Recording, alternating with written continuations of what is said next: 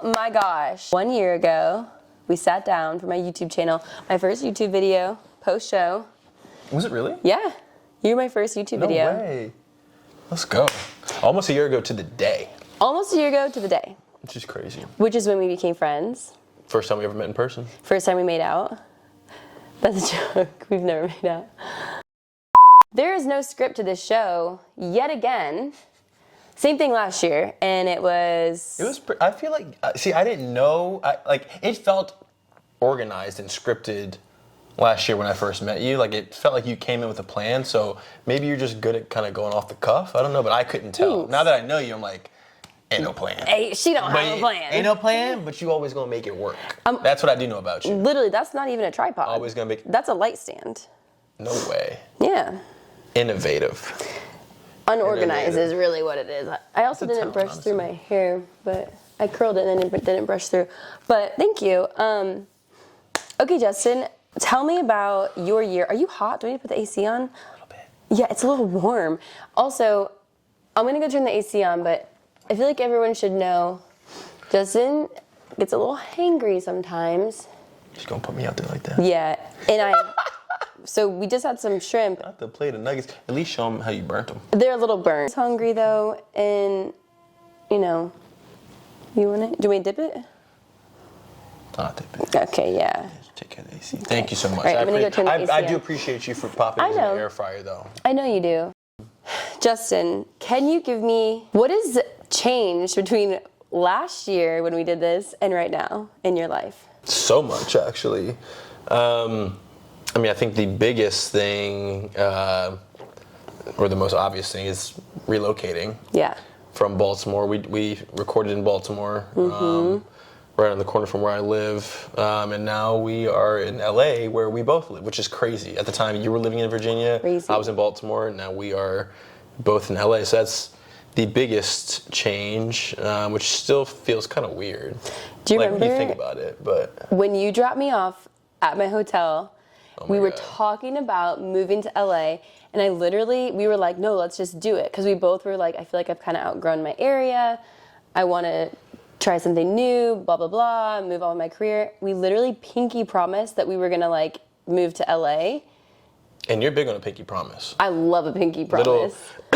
Little did I know at the time that pinky promise held weight. But it is so crazy to think about. Like, we really sat in my car in front of the hotel before I dropped you off and talked about this. And now we are here. It's insane. And it's so cool because this, it was my first YouTube video, and on top of that, I really feel like both of us have pushed each other this year career-wise. And when we sat there and pinky promised, we both were like, okay, we're gonna move to LA. I was like, no, for real, we're gonna do it. Yeah. We really were already as new friends being like, okay, no, we're really gonna do this. Yeah. And we both did it in our own time. We talked about being roommates. Didn't work out. Should I tell them why we never became roommates? Your version? Which version are you gonna give them? It's the version. Because there's always, your version, my version, and the truth is somewhere in the middle. This is true. So. You stole that from me, and I stole that from somebody else. What? That's an infamous thing. I know, but I say that to you all the time about people. You're rubbing off on me. Yeah. Okay, so Justin was really annoyed at me because me, Andrew, and Justin were going to be roommates. And then I think you can admit that there was some lag in communication. You guys were busy. They were having a busy season of life at the time. And I was having a busy season of life, secretly interviewing to be the Bachelorette. It's not a secret anymore. No, it's people know now, but at the time I couldn't tell anybody, and I didn't know if it was going to happen, if I was going to do it, if they were going to pick me, any of it. And they were lagging on communication. I was literally in LA at one point looking at places, and I was like, I either need you guys to decide now on a spot, or I'm just going to get my own sublease or whatever. And so I ended up getting my own sublease and totally bailing on the plan. And Justin ghosted my ass. You didn't reply. What do you mean? You didn't reply. I texted you guys. I was like, hey, I'm so sorry, but I'm going to have to do my own thing. Here's the perspective from my end of why. It's fair. Because even though I didn't know you that well at the time, I'm very intuitive and pick up on tendencies. And Susie's not gonna be like straightforward and like be me, like her, you've got kind of like a passive way of being like, which is like there's truth to it. So it's not like like if you don't want to do something, you'll be like, oh well, like no, it's totally fine if you guys don't want to live together. Like it's like you just let me know, and we're like no, like we're down, like like seriously, like if you guys don't want to, like it's okay, like I can get my own spot, like no pressure, guys. Just want you to know, no pressure. And we're like. I'm calling Angela like, no yo, pressure. I'm like, dude, does she not want to live with us? Like, why she keeps saying this? So those are the conversations going on behind the scenes, and then there was some lag on our end, and so like from my end, I felt like you didn't want to live with us, and then from your end, you were like, all right, well, they're not getting back to me, like maybe they don't want to do it. So I think there was like miscommunication on both sides, and we didn't know that you were auditioning. Yeah. So there was that element where we were like, all right, well, like, why is she so pressed on this yeah, timeline? like we didn't know, like our timelines weren't matching. We didn't know why. So I think there's like, yeah, it makes sense now. But at the time, I was like, the reason why I was like, man, I knew she didn't want you the whole time. Like now she's hitting us with the like, I got my own spot. I literally was like, hey, I found a spot, and it was like a random thing, like a friend of a friend that was like, they're subleasing their spot, so I ended up getting my own spot. And then as soon as I didn't get Bachelorette, I think you guys were like the third people I texted and was like, hey, I feel so bad. Like, I feel like you guys probably think I'm so flaky and such a dick. But like, this was why it was complicated for me. Did you text us or were we talking on the phone? I texted you guys. And then because I think Andrew replied back and was like, no worry. Like, like you guys both were like so annoyed at me at the time. I know you guys were, which fair enough. But and in the back of my head, I was like, either they're going to understand when I'm the Bachelorette, or I'm going to text them and be like, hey, this is why. Like, and then you guys were obviously like, oh my God, like we had no idea. So like, how could we know? But we ended up moving to LA, both of us. Different timelines, didn't room all together. Was there any, there was no overlap when you were in Santa Monica and me and Andrew came out here, right? No, I think there was. Was there? Yeah. I never saw your spot. I know. You guys didn't hang out with me that much. That night that like Rodney, Nate, Brittany. That was, I think, before you guys came out. Okay. Yeah. Yeah, I think I was back. Yeah, I don't know. It was. Yeah, that was before you guys came out to LA, but. Yeah. But yeah, I was in Santa Monica, they were in West Hollywood. Dang. That's crazy. And then now we're both kind of West Hollywood area. Yeah. And I guess, I mean, is that the biggest thing that you say happened to you in 2023 or? Yeah. Yeah. Yeah, it's the biggest thing, biggest change. And sometimes it feels amazing and I'm like, oh my gosh, I'm crushing it. And I'm able to provide for myself this cool apartment that's twice the price of my Virginia Beach apartment. And like, it's like, oh, it's an accomplishment and it's wonderful. And then other times I'm like, what the hell am I doing? I could have a down payment on a house and I could be paying a mortgage right now and I could be doing this. But I think for my career, being here has ultimately allowed me to make more money and allowed me to grow more in my craft. The networking is really good. The opportunities are really good. So although sometimes, as you know, I've had a couple of mental breakdowns, mentee Bs, as I call them, some really bad ones, probably like some of the darkest of times in LA. In my more recent years, like not even dark, just like intense stuff happened. I don't know. It's just been like, it's really tested me. There have been days where I'm like, wow, LA really has tested me. Like really tested me. Like 7 parking tickets tested me. That I still haven't paid. Still? No, I have to pay them. I'm gonna let your dad know. I know. Justin and my dad are tight. They're homies. I'm telling Mr. Tom. Yeah. Yeah, me and Mr. Tom are on DM basis. Yeah, you guys are friends. Sometimes we chat and I don't even let you know. We got a conversation going right now.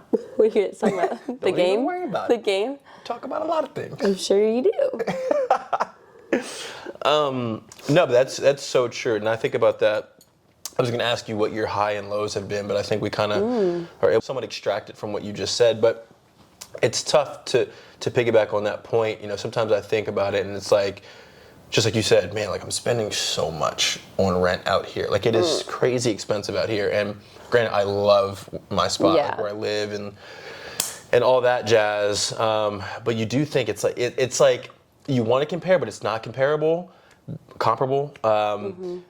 Because it's like, okay, like this is 2-3 times what I was spending in Baltimore, right? Yeah. But it's like, okay, look at the opportunities that I've been afforded in LA, being here, being present. So it's like Give and take. it's give and take for sure. And I have confidence in both of us that we will get to that point where, and I think we have flashes where it's like the aha, like this is why we talk about it all the time. It's like this is why we move type of thing. Yeah. And we have our days where we're like, what are we doing? You know, like when I'm looking at friends and family back home, and I'm like, man, like yeah, and like your nieces and nephews, right? And it's like I miss being back there. Sometimes I feel guilty for taking this leap and being selfish and doing this for me. But we both have super supportive families, so I know they're very proud of us. But you know, there's definitely ebbs and flows, highs and lows to this whole moving process. But I have the confidence that you know it's gonna be smooth sailing for both of us one of these days. One of these days. Yeah. Yeah, I agree. And that being said, we are both very fortunate for what we have going on. We have so much fun. We manifest a lot of stuff. Like, even talking about, like, you know, in my car in Baltimore, we're gonna move to LA. Yeah. It's like we made it happen. We talk about, like, one day we're gonna do X, Y, Z, and like we're gonna make it happen. You know what I think about that I hope is like a manifestation moment for our future that reminds me of our being in your car when we were in Baltimore, is when me, you, and Andrew were going to the Cruel Summer premiere, and you had like a mishap with your apartment situation. Like you were in temporary like subleasing situations, and you had to move everything out of one place and into another place for like, it was like for 5 days. And then for 5 days you were in that place, but we couldn't get into the place. You ended up using my car. My car got towed when I was back in Virginia. You were in Hawaii. Oh, I was in Hawaii, yeah. And it was just like madness, like literal madness. And at the time I felt like I felt like I was spending all my money, like moving expenses, like everything is so expensive in California. Like I felt like at that time I was like, wow, I'm really like spreading my money thin right now. Just like trying to make everything work and move, and like all these expenses that are coming from moving and like being an adult and coming here. And then I got ready first. You and Andrew, I think, showered. You didn't even have like normal towels in the... They were sopping wet. They were People wet towels. didn't like dry. Yeah, the apartment like wasn't like actually furnished or something. It was like the weirdest thing. Like they were moving cushions, me into a place that wasn't ready to be moved in. Basically. It was crazy. Like somebody had just left the unit. Yeah. And they were like, "Here's your keys." And I'm like, I walked in. I'm like, this place is disheveled. And we were planning on getting ready for a show premiere, like a red carpet.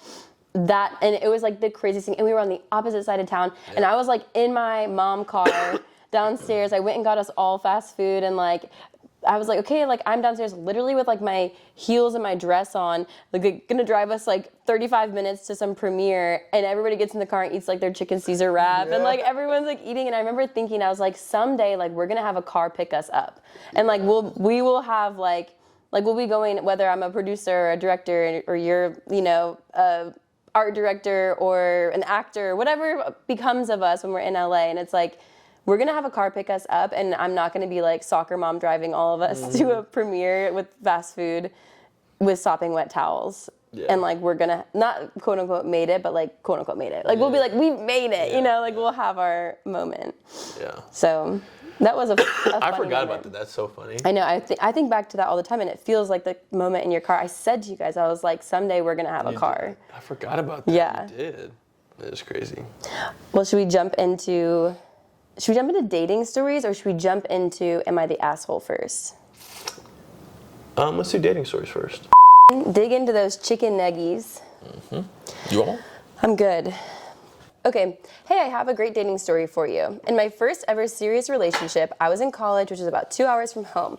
We were kind of long distance. Well, when we were close to reaching 1 year of dating, COVID hit, and I came home, realized how suspicious he was acting now that I'm back in our hometown.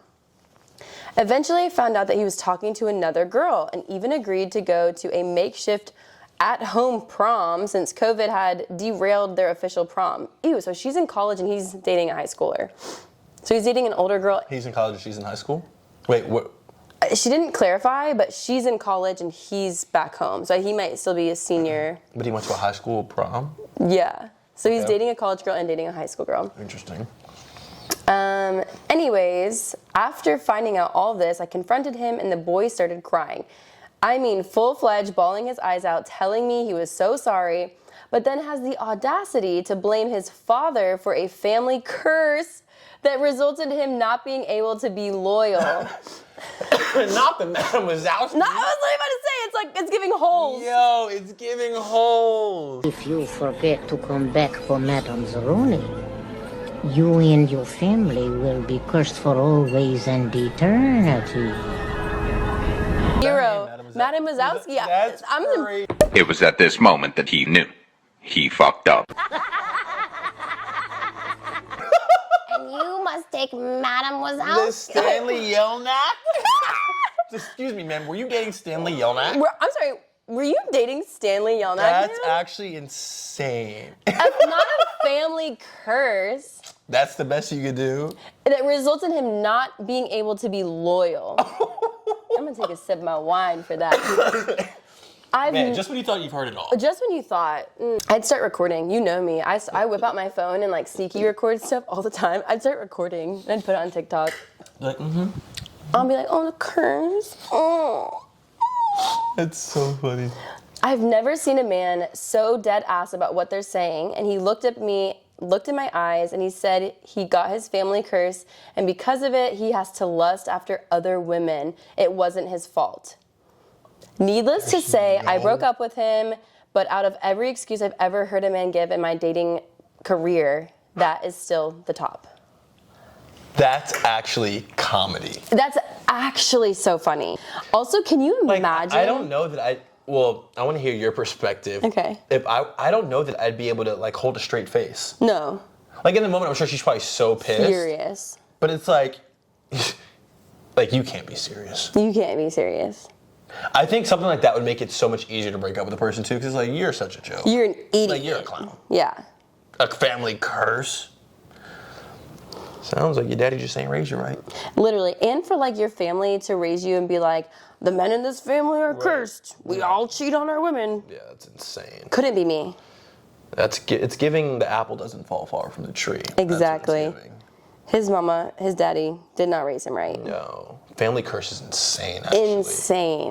Okay, second story. Okay, so I met a guy in a bar around March or April. We clicked really well. A little background on us. I'm in law school and he was in a branch of the military. So we went on a date and ended up casually dating and hanging out for the next few months. We weren't talking to anyone else, but it also wasn't really serious, mostly because I wasn't sure of what he wanted. He wasn't sure of what he wanted. One night, my friends and I got together and invited him over. We all got drunk. We decided to stay at my friend's. I woke up in the middle of the night and he was gone. I had no clue where he was, so I checked my phone. He basically tells me he left because he doesn't think I actually like him. I was so confused because I definitely did like him, and I didn't know how I was giving off the vibe that I didn't. Anyways, he said that a few times throughout the rest of our relationship, and every time I was so confused about how my actions or words gave him that idea. I became suspicious. I know where this is going. I became suspicious. I saw a flash forward on the writing. This is actually all too familiar for me. I became so suspicious and felt like he was pushing off his own feelings on me as if they were mine. So one day I decided to search him up because why not? Well, I searched him? Yeah, like searched, like Google searched him, kind of a thing. Well, I found a deed for a house that had his name and another woman's name on it, with husband and wife next to their names. Oh my God. Oh, wow. I was like, holy crap, I'm dating a married man. So then I researched his marriage certificate, ended up finding out he was divorced as of December, so a few months before I met him. But when I found his divorce decree, I also found a protection order against him. So I read through the hearing of the protection order and basically learned that, he had abused his ex-wife. Oh my God. I know, took a dark turn. Yeah. Found all this out the night before a concert and obviously became super short with my responses because I was in complete shock. The next day he asked why I was acting weird and if I didn't actually like him again. Basically I was just like, I found this stuff, and he admitted to it happening, blamed the girl saying she's crazy, didn't believe it because there seems to be evidence shown during the hearing of the protective order. So as I said, I didn't have time. So like I said, I didn't have time to deal with this because it was the day of my concert, and I never heard from him again. That's just a crazy dating story, but the public doesn't know. Yeah. I unintentionally had a very similar situation with a man in the military was He was in the living. military? He was a military guy, and I like never want to like say that like, oh, it's a stereotype, because there's so many wonderful people in the military, and grew up around military people. So grateful. But I feel like the young community, especially like where I'm from, like the biggest naval base in the world, like I used to work at a restaurant where guys would take their rings off, kind of a thing, like just so scummy. And I had an incident like that was heartbreaking. Not quite that bad with like the, you know, That's wild. protective order. I but- didn't know it was going to take that much of a turn, but definitely was giving gaslighting, projecting, For sure. all the above. Mm-hmm. Wow, our girl here has had some interesting dating history. I hope she's either in a happy relationship now, or that her luck is going to turn around. Me too. But that's tough. So sad. Yeah, I feel like I never ever thought that I would have to like deal with that in my life. But I think it's like such a testament. And like, you know, I've talked to you a lot about like my trust issues with people, where I'm like, I've just seen such scummy behavior from people. I've also seen wonderful behavior from people and men. Like I have like the most amazing dad and such an incredible brother, so I have like great examples. But to have somebody like that you treat so well do something so horrible to you and like lie to your face, like it's so crazy. It's like, it's just wild. I feel like so many women have those kind of experiences, and it like, I hate to say traumatizes you, but it kind of makes you like, I mean, it is trauma. yeah. It's sad. Well, we hope she's doing well. Yeah, wow. Okay, next story. You ready? Yes. Okay, so the subject of this email is crappy first/last date. Met this guy through work, knew him for a few months, and he asked me to be his date to his friend's costume Halloween party. He picked me up and we drove there. As soon as we arrived, he told me he would be right back and was going to say hi to some people. I waited nearly 45 minutes and he never came back. I made small talk with strangers, then I looked around and saw him playing beer pong out back with his buddies. I called my friend to come pick me up, and I went to her house dressed as a scarecrow and watched movies the rest of the night. He called me an hour after I left, asking where I was. Not an hour. That's crazy. He must have been running the team. He must have been winning back to back. That's crazy. He seemed shocked as to why I left and asked if he could go out again. I said I wasn't interested. It was so awkward because I continued to see him at work and he kept asking me out. Mutual coworkers told me that he said our date was going so well and he didn't get why leaving me as soon as we walked in sent the wrong signal. Thankfully, I got a new job shortly after. I heard through old coworkers he was telling people I scare easily. He was definitely Delulu. That's funny. It's kind of whack on both ends. I get it. Like, I don't think it's that whack on her end. To Me be either. honest, like I think it's weirder on his end, especially because, well, here's what I will say. Okay, let me run it back a little bit. Run it back. Because while it was a first date, Yeah. they were coworkers, so there may have been some foundation of friendship, Mm-hmm. right? So, okay, so it was his friend's costume party, so I'm gonna go ahead and assume that she didn't know anybody there. So let me play devil's advocate and also say how I feel. So, weird on his part, because I'm assuming, again, assumption, you're bringing her into your group of friends. If she doesn't know anybody, the onus is kind of on you to be there with her, make her feel comfortable, introduce her to people before you duck off and do your thing or whatever. Yeah. You know, make sure she's good. At least that's how I would approach it. I'd probably be overly like, are you okay? Like, you know, Right. make sure that you know people.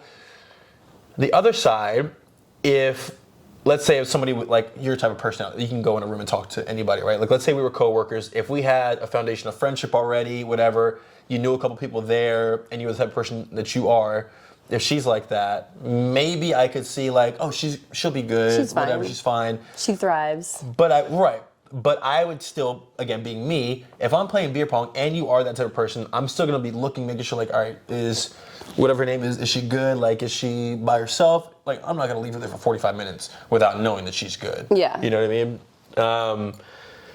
So yeah, I don't know. Let me ask you, would you, if you were frustrated with that, understandably, would you go up to him and be like, hey, like I'm gonna head out, or would you just leave without saying anything? I go up to him and say, hey, I'm gonna head out. Yeah, that's the part that I think is kind of whack. Like you just Me laugh, too. like That's the part that I think is a little bit whack. We don't blame you at all, No. girlfriend, if you're Yeah. watching. We Yeah. totally get it. But I also think like, yeah, it's one of those things where it probably was very confusing for him if he didn't have the awareness to know that he should have like stuck around and like been more, I don't know, like just catered to you more and made sure that you're comfortable and like just been a date to you. Then he's not going to have any understanding as to why you left. He is going to be confused. And it's not your job to like grow somebody up ever. But I do think like not even human decency, but like, you know, he's your coworker and it's like totally fair to not be interested, but maybe it's more so something like, hey, like just confront it right there kind of a thing. So two things. One, it is kind of telling that he didn't call her until an hour after she left. Like that actually, that kind of tells us everything we need to know. Like yeah. Girlfriend, you read it right. Right. I would have waited until my friend was outside and then be like, hey, like, my friend's outside, like I wouldn't even give room for like, no, stay. Like, I'll stop. Like, I'm gonna call an Uber, like, no, I'm gonna let you know as soon as my friend's here. Yeah. So it's like, no. I'm going. I'm heading out. Yeah. Just letting you know. That's probably how I would have. That's good. Yeah. You know That's good. Because, then there's no room for negotiation. And it's like, totally fair. And, totally fair that she did what she did. That's so funny that he was telling the coworker she scares easily. So she was totally valid. Totally valid. Also, I love that she was like dressed as a scarecrow, went to her friend's house. Funny. Can you come pick me up? Mom, can you come get me? Full scarecrow up. So it is hilarious. I love that. Yeah. That was a good one. That's good. Yeah, you were in the right, sister. Yes. This one's short and sweet. I had the worst breakup. He left my house, came back 5 minutes later because his car wouldn't start. That's actually so funny. You helping him? I think it depends what happened. If it was an amicable breakup, I'd be like, this is really embarrassing for you. I'll call my dad to come jump your car because I don't know how to do that. But if he had just cheated on you or something? If he cheated, good luck. Figure it out, buddy. Figure it out, honey. Call the girl. For real. Okay, somebody has a question. Okay. It says, I've been seeing someone since May and I can't commit. Is it me sabotaging or is he just not the one? Been seeing him since May and she can't commit.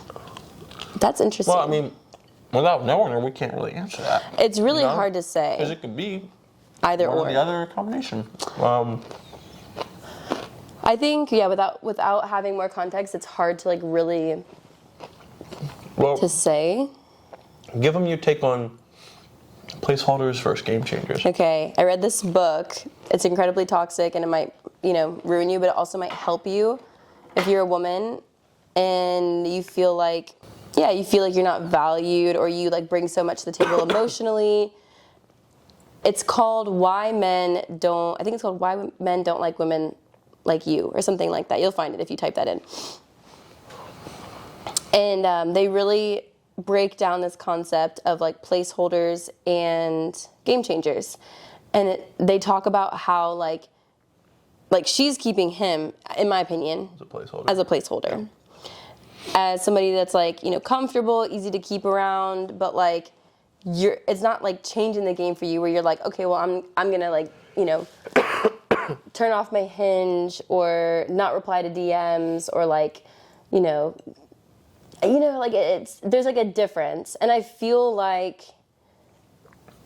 it's a girl saying this, so she's doing this to a guy. So I'm not saying it's a one-way street, but I think so often women find themselves in that position where you're just a placeholder, and like you keep asking yourself, like, why doesn't he want to post me, or like why does he not want to commit, or whatever. And it's like this constant battle of that. And like whenever you find yourself in that position, I personally feel like you have to like know your worth. And I think Nick and Natalie always talk about this, where it's like she didn't say like, what should we be this, should we that. She came to him and was like, I want to be with you.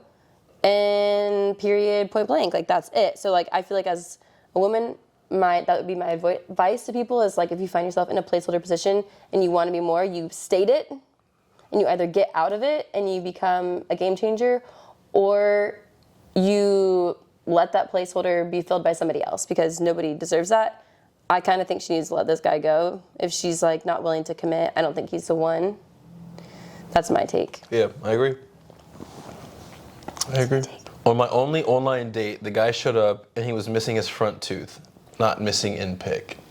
Bro.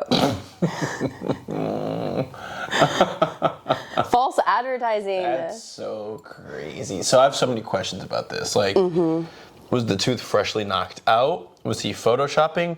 Did he have a profile with no smiling pictures? Does he have one of those retainers that has a tooth in it?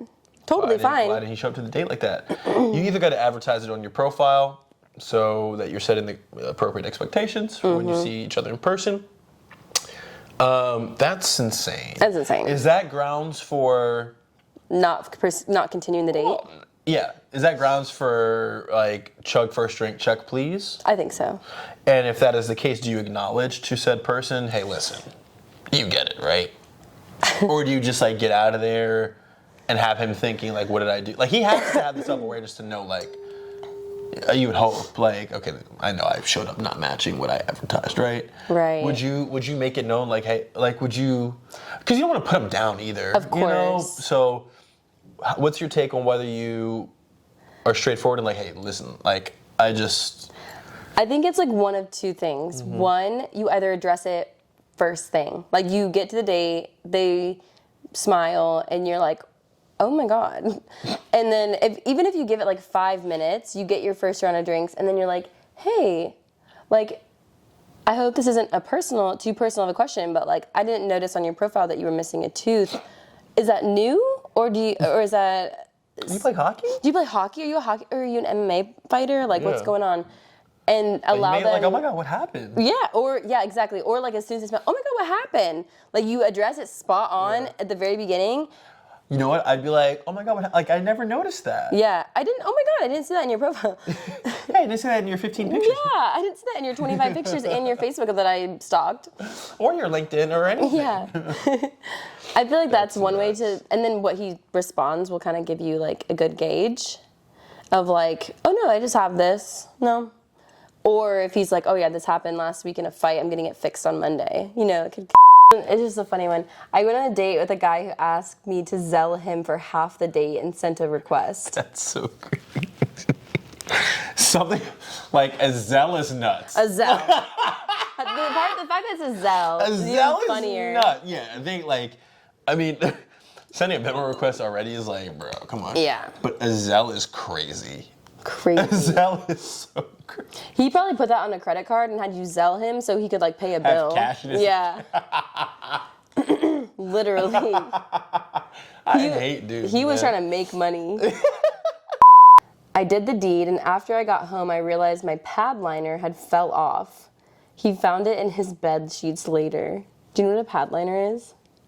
It's like... Is that like when you're in your period? It's like probably... So she means like a panty liner. Yeah, so like sometimes it's like... leakage. Yes. It's like really thin.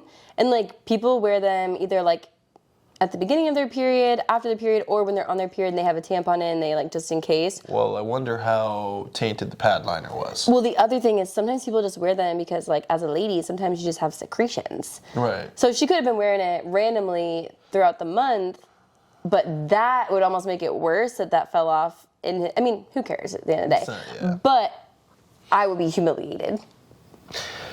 Yeah. I mean... It would be funny. It'd be funny. Like, I would... Just picturing you. Like, yeah, I would probably make a joke at it. Like, because I don't like making people feel uncomfortable or bad. Yeah. So I'd probably be like, I would either not draw attention to it, or I'd be like, you left a little something. Yeah. You know what I'm saying? Send a picture with, like, laughing emojis to let her know, like, I'm not weirded out. Like, it's not that big of a deal. Yeah. That's very on brand for you. That's so funny. That's funny. That's really funny. Wait, what year was this? Got on AIM and saw his sister had posted at brother's wedding. Yep, he married. He was married. That must have been a it just throwback. says, yeah, the year is 2004. I was dating a guy. He told me he was going to be busy during the holidays, but he was getting married. Oh. Someone else and I found out from an away message. Oh my gosh. Not the away messages. We got an 04 throwback. That's right. I like this one. Okay, Yeah. So she's on AIM. Her and her homegirl saw an away message from her then boyfriend's sister saying, at my brother's wedding. That's crazy. That's crazy. People were getting busted via social media in 04? Literally. Also, it's only going to get worse. So any of y'all watching this trying to get away with anything, Oh no, Just we gonna stop. find out. We gonna find out. We will One way or find another, you. We will find out. Your sister's gonna out you on AIM. Absolutely. That's crazy. That's crazy. I That's like a good one. That's a good one to end on. Yeah, for, that's for a good this, one. for this segment. For this segment. Okay, Wow. next up, am I the asshole? This is a good one because it's tricky. So, am I the asshole? My best friend's bachelorette party is coming up and I don't want to go. Not because I can't. Sorry. Okay, am I the asshole? My best friend's bachelorette party is coming up and I don't want to go. Not because I can't afford it or because I don't love her. I'm so socially drained. Relatable. Relatable. Yeah. Yeah. Say yeah. I'm You going to are. say yeah. Like, it's one of those things where, and this is one of the situations where I feel like you can't be so short-sighted, you know, because in this very moment you're drained and this and that. But like, however long you guys have been best friends, like this is a life-changing moment. This is a, you know, potentially lifelong memories you guys are gonna make on this special trip. Like, this is such a special moment for your best friend.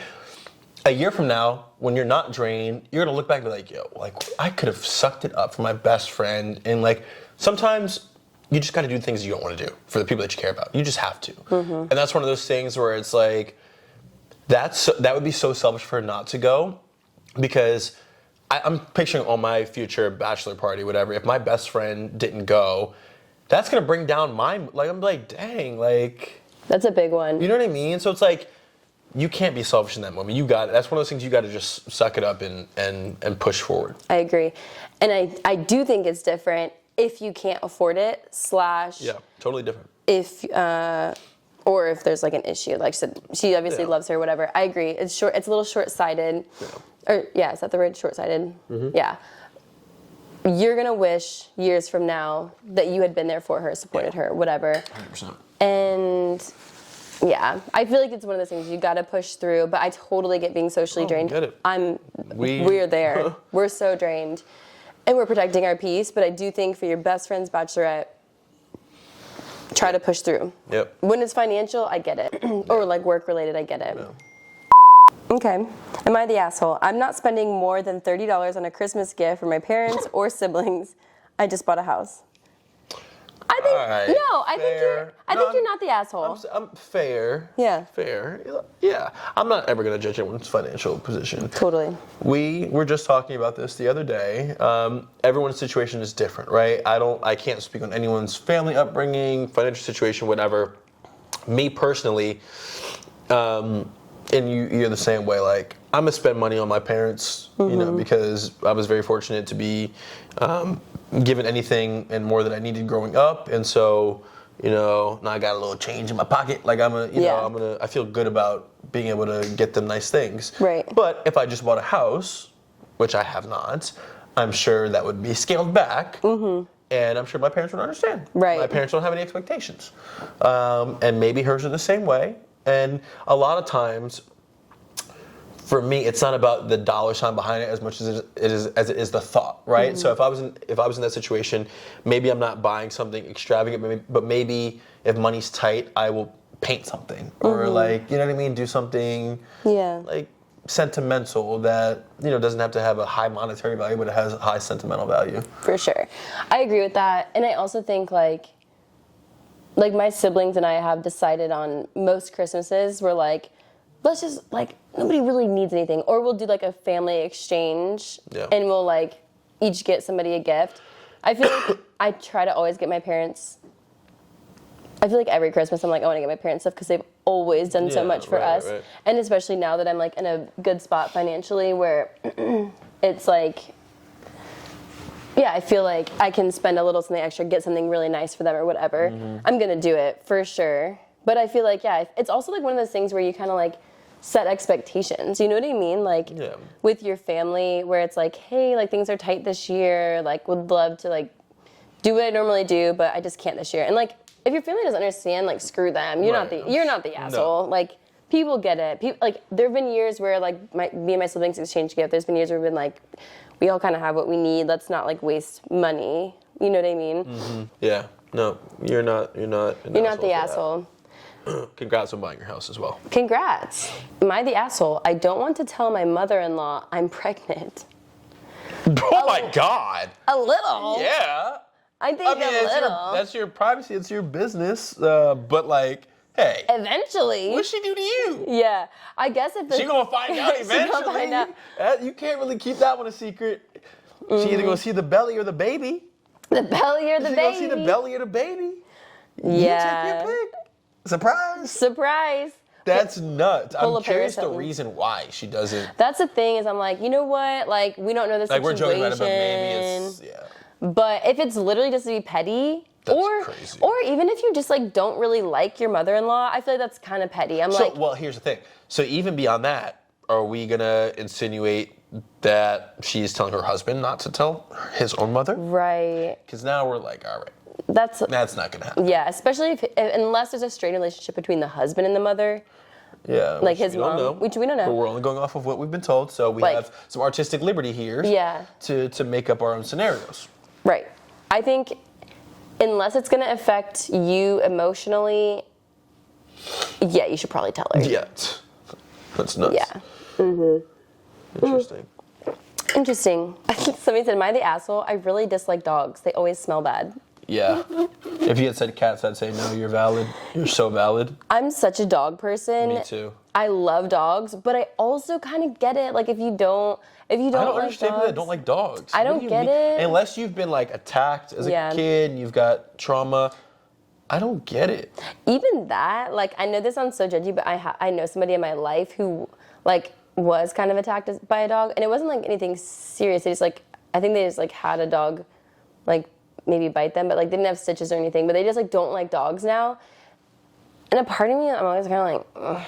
I'm like, our dog, like my family dogs, I'm like, they're amazing. And not to say that nothing would ever happen, but I'm like, I promise it's fine. Like they're not gonna hurt you.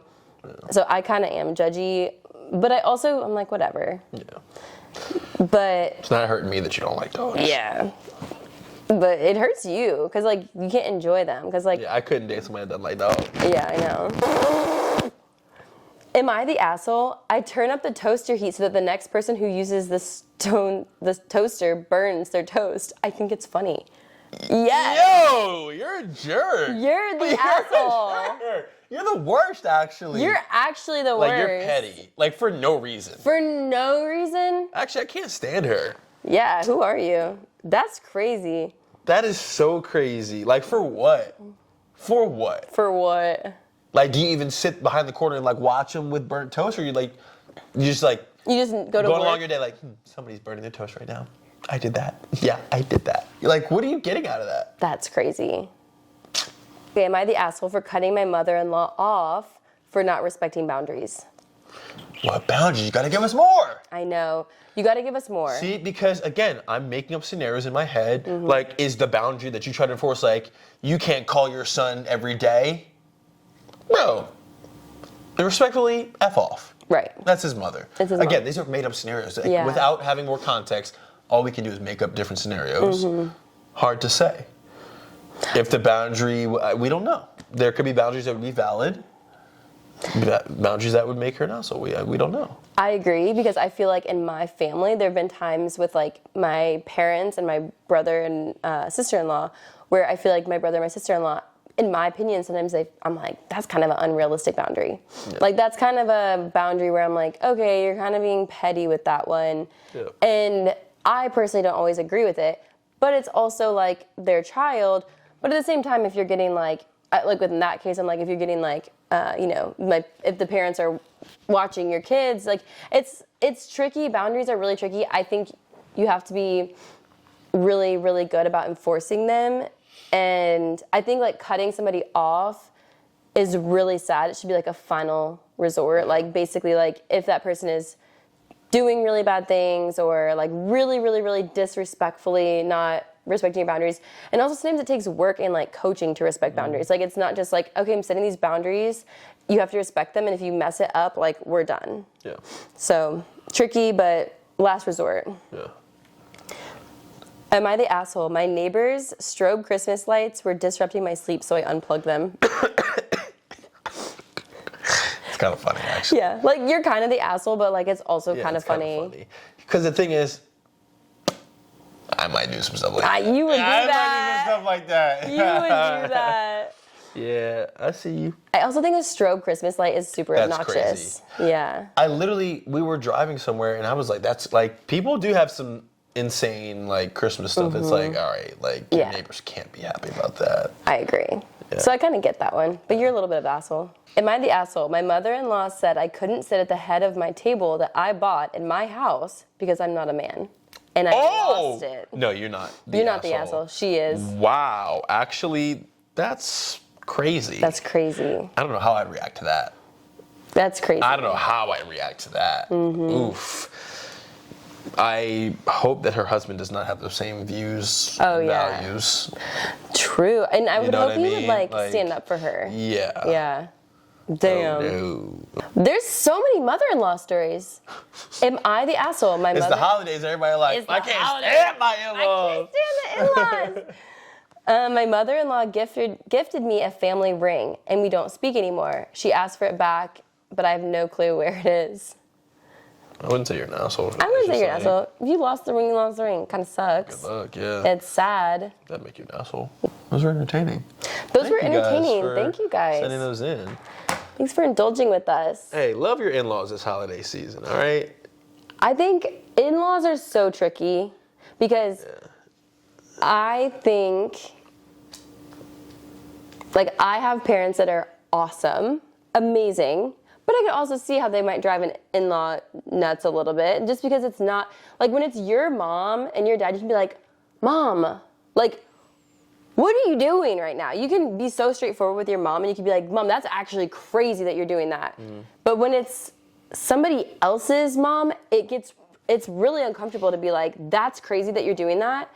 And it can cause so much friction because then you just like have this pent up like frustration.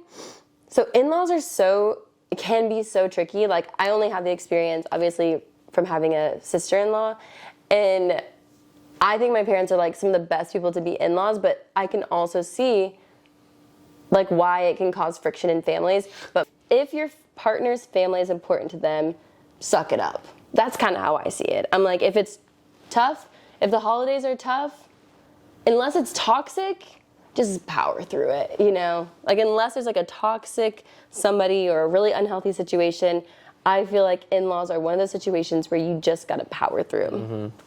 I'm gonna always respect them unless they disrespect me. You know what I mean?